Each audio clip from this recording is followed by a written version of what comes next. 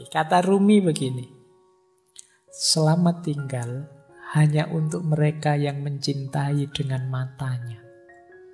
Karena bagi mereka yang mencintai dengan hati dan jiwanya, tidak ada yang namanya perpisahan. Nah, kita itu kan patah hati misalnya, itu kan karena jauh, ditinggal, tidak dibersamai lagi. Dia tidak mau lagi dekat denganku. Itu kan kita definisikan sebagai patah hati. Terus kita sedih karena itu. Kalau kita sedih karena itu, kata Rumi, ini kemungkinan kita hanya mencintai dengan media mata. Hanya karena tidak melihat dia di sisi kita, kita menyebut itu perpisahan. Padahal bagi orang yang memang benar mencintai, cinta itu hadirnya dalam hati dan dalam jiwa. Hati dan jiwa itu tidak mengenal perpisahan fisik. Sejauh apapun dirimu, engkau tetap ada dalam diriku. Maka goodbye atau selamat tinggal itu hanya untuk mereka yang cintanya hanya dengan mata, kata Maulana Rumi. Tapi bagi mereka yang mencintai dengan hati dan jiwanya, tidak ada yang namanya perpisahan. Ini boleh juga dipakai dalil bagi mereka yang LDR-an. Ya. Jadi kalau kamu hari ini sedang galau karena LDR-an, kamu kirim quotes-nya Rumi ini padanya. Jadi selamat tinggal hanya untuk mereka yang mencintai dengan matanya. Karena bagi mereka yang mencintai dengan hati dan jiwanya, tidak ada yang namanya perpisahan.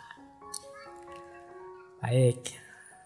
Ini sisi dalamnya cinta berarti memang tidak bisa patah. Kalau memang kita benar mencintai, sebenarnya perpisahan itu tidak mungkin. Karena yang kita cintai pasti akan selalu ada di hati kita dan di jiwa kita. Meskipun dia misalnya, wah ini dia kok nikahnya sama orang lain, ya kita sudah lama. Iya kan fisiknya sama orang lain, tapi cintamu padanya kan masih ada di sini. Iya. Jadi yo abot rek memang. Tapi kan untuk menghibur diri perlu teori ini.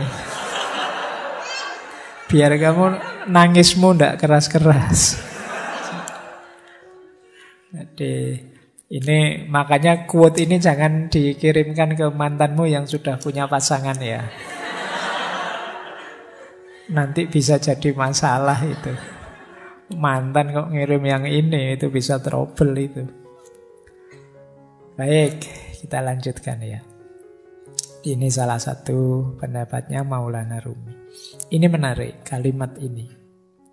Biarlah sang pecinta menjadi tercela, menjadi gila, menjadi linglung. Orang yang sadar akan khawatir tentang hal-hal buruk. Biarlah sang pecinta saja. Ini sebenarnya ingin bilang, orang itu kalau memang benar mencintai, dia tidak akan peduli. Dianggap tercela, dianggap gila, dianggap linglung.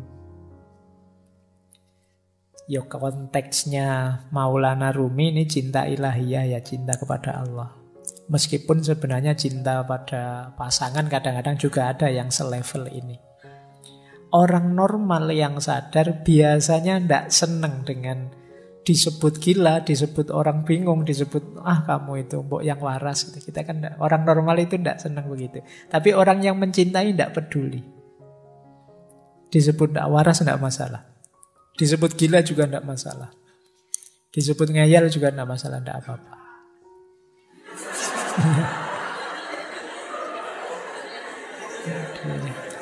Ya. Oke. Baik. Iya. Itu. Oke ya. Yang kesenggol langsung bunyi. Nah, baik kita lanjutkan. Jadi tidak masalah bagi orang yang mencintai. Biarlah sang pecinta saja. Itu kayak apa ya? Kayak Dylan yang bilang bahwa biar aku saja, kamu tidak akan kuat. Jadi kata yang mencintai begitu. Sudahlah, tidak apa-apa. Untuk yang gila-gila, yang linglung-linglung, tidak apa-apa. Biar aku saja, kamu orang normal tidak akan kuat. Berarti apa? Ya termasuk kegalauan, kegelisahannya, patah hati. Itu bagi seorang pecinta adalah sesuatu yang biasa. Tidak akan terlalu merisaukannya. Karena dia tidak kehilangan dan tidak kekurangan apapun dari cintanya. Jadi biarlah sang pecinta saja. Biarlah yang mencintai saja. Baik. Masih ada lagi. Kalau ini bahasa saya, kalau kalian punya kemampuan ini, kalian akan bahagia. Kemampuan menikmati penderitaan.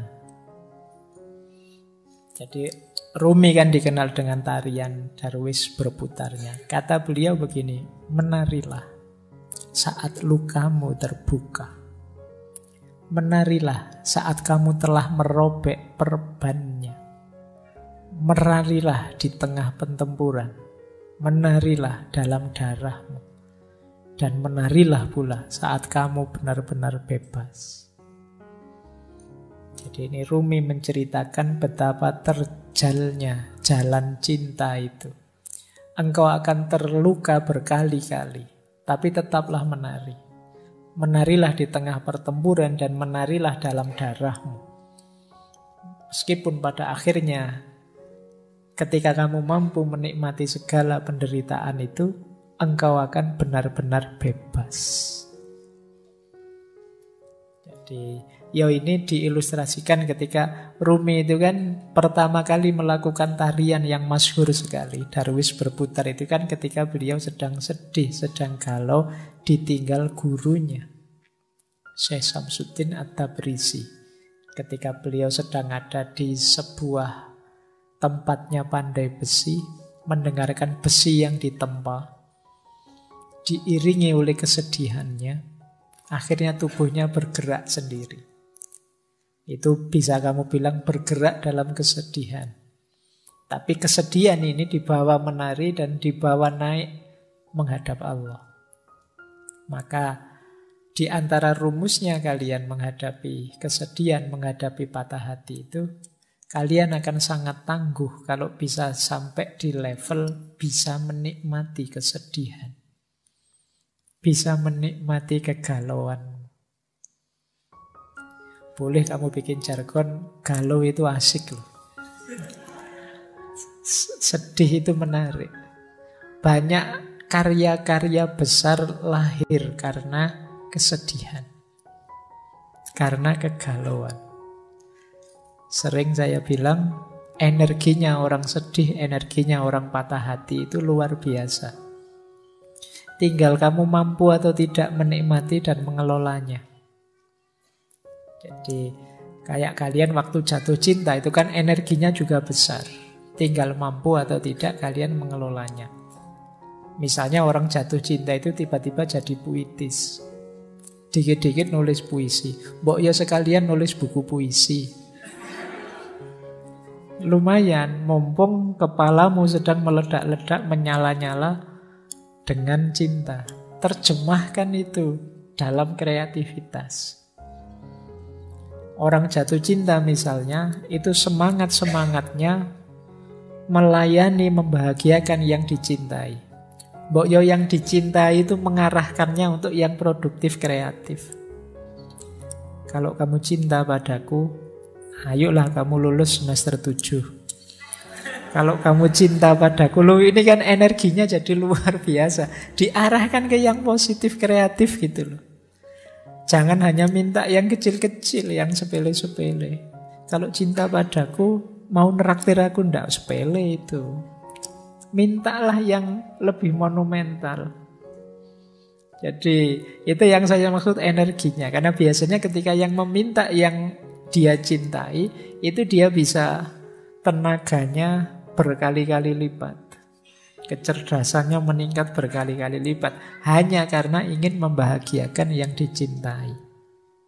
Maka seperti yang disampaikan oleh Rumi ini, menarilah saat lukamu terbuka. Menarilah saat kamu merobek perban. Menarilah di tengah pertempuran. Menarilah dalam darahmu. Menarilah pula saat engkau benar-benar bebas. Pada puncaknya, cinta akan membuatmu bebas. Yang paling jelas ya bebas dari belenggu ego dirimu sendiri. Orang mencintai itu kan ketika orang yang bisa menaklukkan dirinya sendiri. Baik, saya lanjutkan. Nah, Maulana Rumi juga pesan pada kita, rasa sakit yang kamu rasakan ini adalah membawa pesan. Dengarkan mereka. Jadi ini latihanlah mendengarkan lukamu sendiri. Latihanlah memahami pesan yang dibawa oleh kesedihan dan dukamu. Maka jangan terlalu hanyut emosional oleh pengalaman pahit yang kamu miliki. Tapi coba dengarkan ada pesan apa. Ada hikmah apa yang bisa kamu raih. Yo karena yang pesan ini Maulana Rumi yo, berarti perhatikan dia memberitahumu apa dalam rangka meningkatkan kedekatanmu kepada Allah. Dalam rangka menghidupkan cintamu kepada Allah. Peristiwa pahit apapun coba kamu dengarkan. Dia membawamu pesan apa, membawakanmu pesan apa yang itu membuatmu tambah dekat pada Allah. Jadi pesan yang arahnya ke sana. Dengarkan. Karena ketika Allah menetapkan sesuatu, pasti tidak ada yang sia-sia. Termasuk menetapkan patah hatimu. Pasti Allah tidak sedang iseng. Tidak sedang, saya coba anak ini kalau tak bikin patah hati kayak gimana. Pasti tidak sekedar itu. Pasti Allah ingin sesuatu yang lebih besar dan lebih penting dari itu. Maka penting kita mampu membaca luka, mendengarkan patah hati. Ayat itu kan tidak hanya ayat tertulis, tapi juga ayat-ayat kauniyah. Patah hatimu dan lukamu itu ayat-ayat Allah juga. Coba dengarkan pesannya dari situ. Jangan-jangan mengingatkanmu atau mengujimu atau mendorongmu untuk tambah dekat padanya. Dan seterusnya.